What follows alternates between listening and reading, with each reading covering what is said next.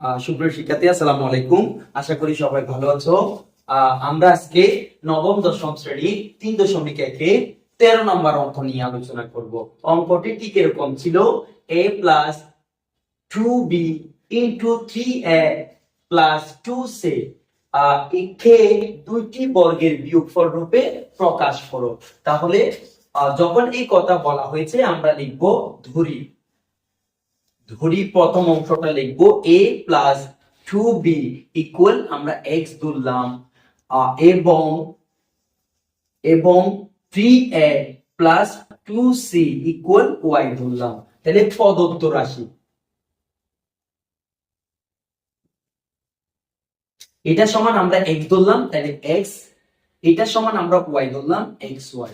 তার মানে ab সূত্র কি ছিল?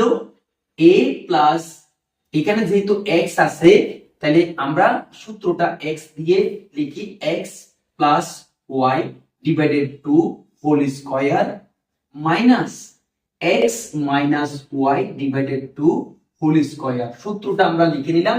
এটা বর্গের সূত্রটা কি ছিল? ঠিক এরকম ab সূত্র a plus b divided 2 whole square minus a minus b divided 2 whole square.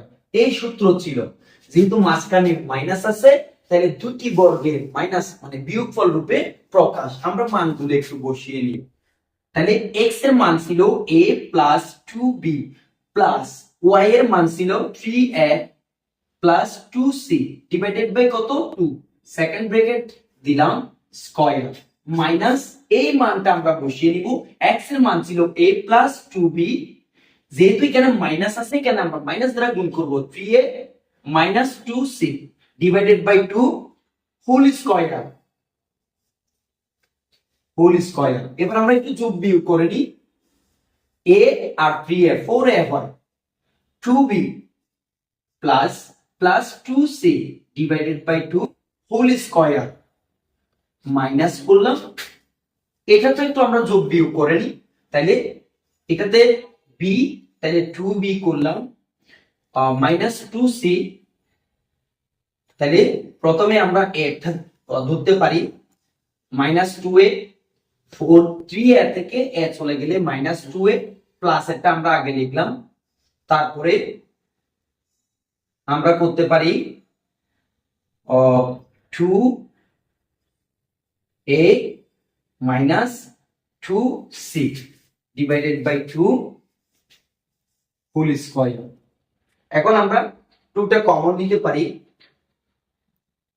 এখান থেকে 2 যদি আমরা কমন নিই, 2 কমন নিলে হয় 2a plus b plus c second bracket whole square divided 2 whole square minus এখান থেকেও আমরা 2 কমন নিতে পারি।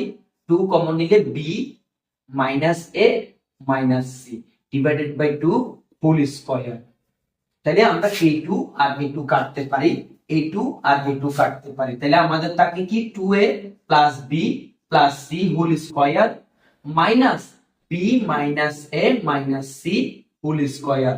তাহলে আমাদের এই একটা রাশি, এই একটা রাশি, এখানে বলছে দুটি বর্গের বিয়োগফল রূপে, একটা করলাম রাশির এটার উপর বর্গ, বিয়োগফল এটার উপরে বর্গ।